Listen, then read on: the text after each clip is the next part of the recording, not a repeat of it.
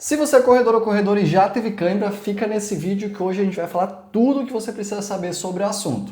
Meu nome é Alex Tomé, a gente está fazendo aqui uma série sobre maratona. Atrás do vídeo está a Bibi. Oi gente, tudo bom? E Bibi, fala aí qual é o nosso assunto de hoje, como se fosse uma surpresa, né? Tá. Como se eu já não tivesse falado. Alex, hoje a gente vai falar sobre o inimigo ou a inimiga dos corredores. Que é aquela dorzinha, aquela coisinha que tu sente o cutuco durante a prova e tu pensa assim, o que vai acontecer nos próximos segundos? E é ela, a cãibra. Então hoje a gente vai falar tudo sobre a cãibra. E a primeira pergunta é, o que é a marvada? O que é a tal da cãibra? Boa, vocês podem até comentar aqui, deixar aqui nos comentários, mas para mim a cãibra é um dos principais fatores que atrapalha os corredores, e principalmente em provas longas, né? Eu já sofri com cãibra, tenho atletas que ainda sofrem com cãibra, então é importante a gente ver que a cãibra não é algo que está totalmente resolvido. A gente não sabe exatamente, olha, é só fazer isso e pronto. Não, a cãibra é multifatorial, ainda está sendo muito estudado porque a gente ainda não tem as respostas. Mas para a gente começar, a sua pergunta foi, o que é a cãibra? Na verdade, a cãibra são contrações involuntárias do seu músculo. Então, por mais que você não queira fazer aquela contração, o músculo vai contrair. Então, se você estiver correndo, estiver parado e você olhar para a panturrilha, por exemplo, você vai ver que a panturrilha está fazendo uma contração. Então, essa contração ela é involuntária, você não quer. A gente tem contrações que são voluntárias e contrações que são involuntárias. O que é uma contração voluntária? Cara, eu quero fazer um agachamento. Voluntariamente você vai agachar e você vai subir. Uma contração involuntária seria uma cãibra, justamente. Então o músculo está sendo contraído por algum motivo e ele não está tendo relaxamento. Então basicamente é isso. Uma cãibra é uma contração involuntária. É o músculo fazendo uma ação, um movimento que você não quer que ele faça. Só que ele está agindo de maneira independente, então realmente não tem como você dizer assim, cãibra, para. Não, é uma contração que vai continuar acontecendo mesmo que você não queira.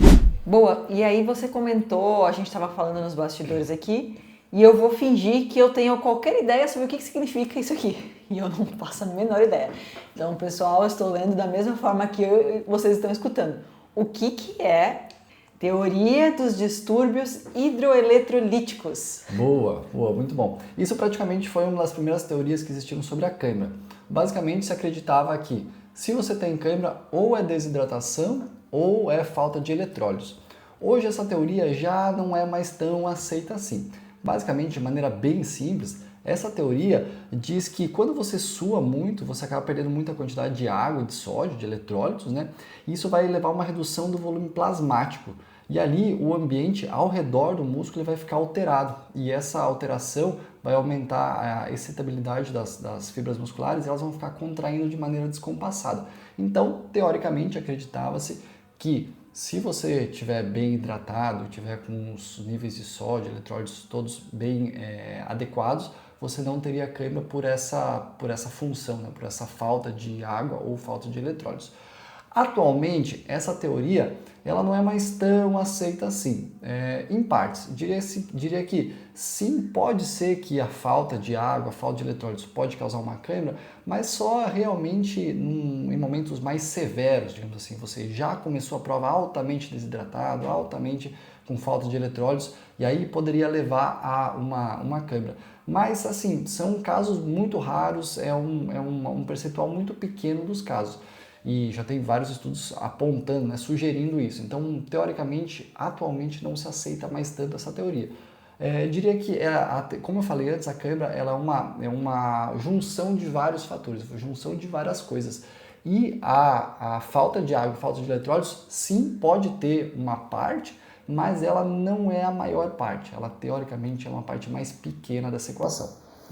Então, talvez a maior parte seria a fadiga neuromuscular. Então, tem uma outra teoria aqui que chama teoria da fadiga neuromuscular. Exatamente, isso é o que mais se aceita atualmente. O que essa teoria quer dizer?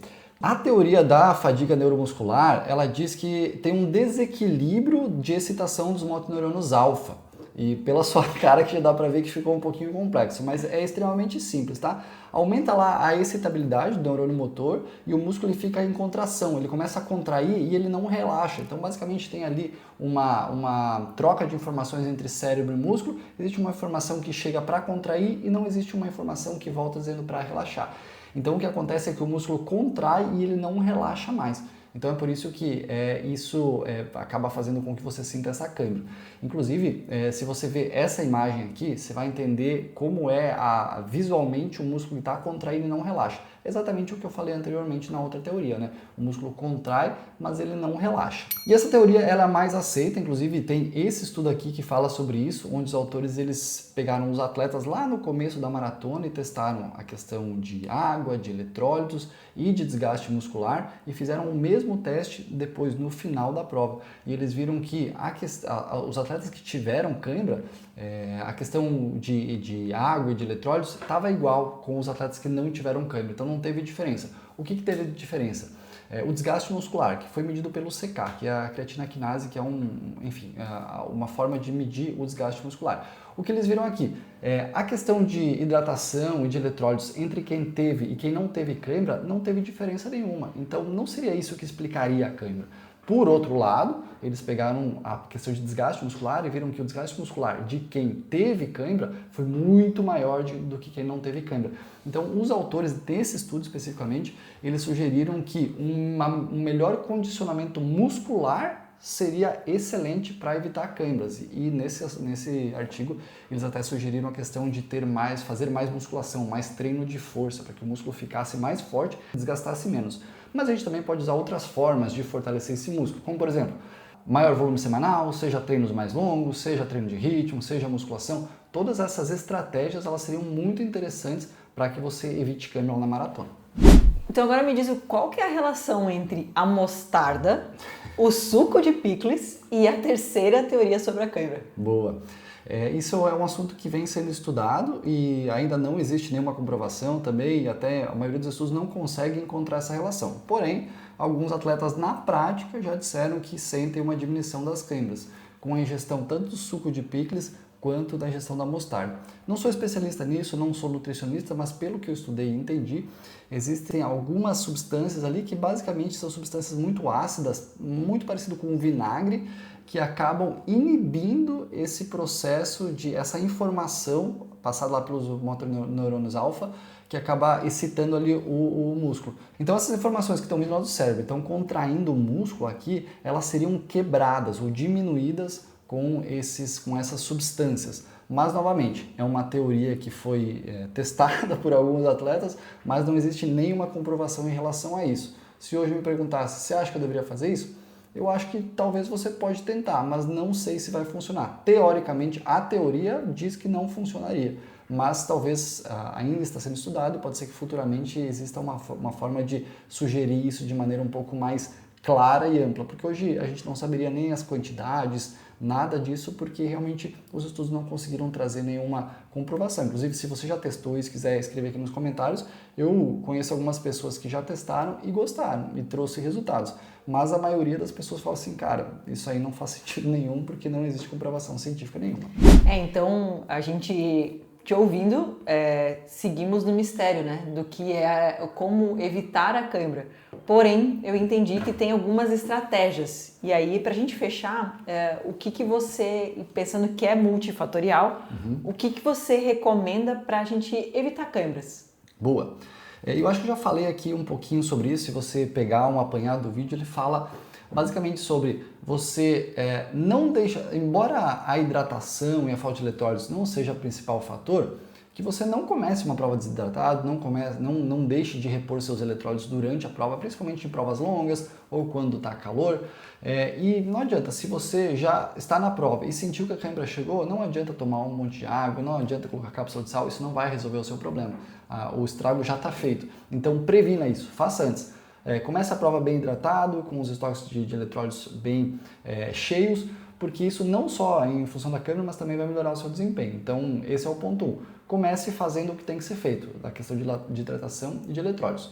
Segundo ponto, esteja preparado fisicamente para o desafio que você vai fazer. Se você vai fazer uma maratona, esteja preparado para essa maratona. Então, faça um bom volume semanal, faça treinos de ritmo, faça musculação, faça treinos longos, porque tudo isso vai preparar o seu músculo. Não adianta você ter feito 40, 50 km por semana, feito alguns treinos a pace 6 e querer chegar a entregar a prova com pace 5. Vai quebrar, não vai dar certo, vai ter cãibra. Então esteja preparado para fazer o seu desafio. E aí um outro ponto que eu quero trazer, eu não vou sugerir mostarda nem suco de picles, porque eu realmente não acho que isso vai resolver o problema e eu também não tenho nenhuma comprovação disso. Mas um outro ponto que eu gostaria de trazer, que eu acho realmente muito importante, às vezes eu vejo alguns atletas que treinaram super bem, chegaram na prova e com 15 km, 17 km começam a sentir cãibra. Ou você começou a prova severamente desidratado, o que eu não acredito.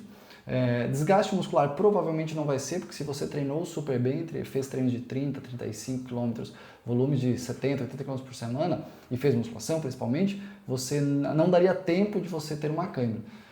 Eu tenho uma teoria, e aí é uma questão minha, uma sugestão minha, pelo que eu vejo acontecer, que eu acredito que muitos atletas podem ter cãibra por causas emocionais e psicológicas. Então, às vezes, a prova ela traz uma pressão muito grande, você chega no dia, se sente muito pressionado, e quando você está sob estresse, quando você está com uma ansiedade um pouco alterada, isso pode ter uma liberação de cortisol, pode ter uma liberação hormonal que pode trazer algum tipo de prejuízo para a sua performance. Inclusive, no meu mestrado, eu estudei um pouco sobre isso, sobre a questão de ansiedade pré-competitiva.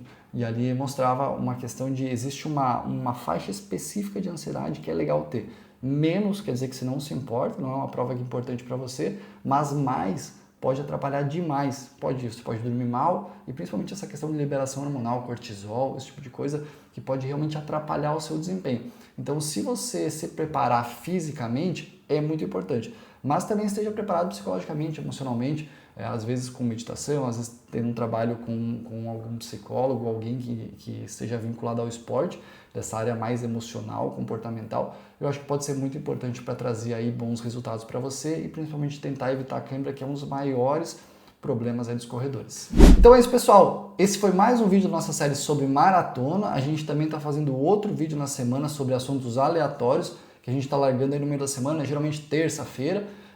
E se você gostou desse conteúdo, acho que faz sentido, quiser mandar para alguém, seria bem interessante para nós aqui, para a gente crescer o canal. E se puder dar um like aqui, se inscrever no canal, acho que é sempre muito tranquilo. Não vai cair o dedo, pode ficar tranquilo e nos ajuda bastante. E mais informações sobre o nosso trabalho está aqui embaixo nos comentários. Valeu!